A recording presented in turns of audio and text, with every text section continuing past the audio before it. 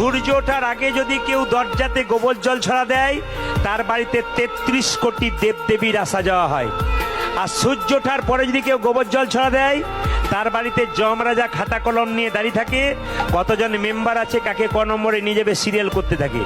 এবার আপনারা বলুন মায়েরা, দরজাতে আপনারা গোবর জল ছড়া গোবরটা দেবেন কেন? গোবরটাকে শাস্ত্র বলল একটা গাভীর শরীরে 33 কোটি দেবদেবী আছে, একজন জায়গা পায়নি।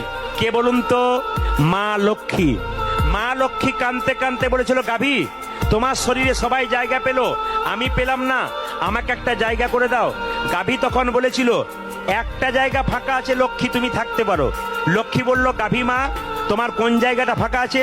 বলছে একটা জায়গা ফাঁকা আছে। কোন জায়গা? আমার গোবরটা। স্বয়ং মা লক্ষ্মী গোবরের মধ্যে গিয়েছিল। তাই যারা কীর্তন শুনতে এসছেন, সকালবেলায় ঘুম থেকে উঠে যে দরজাতে গোবর আর জল একসঙ্গে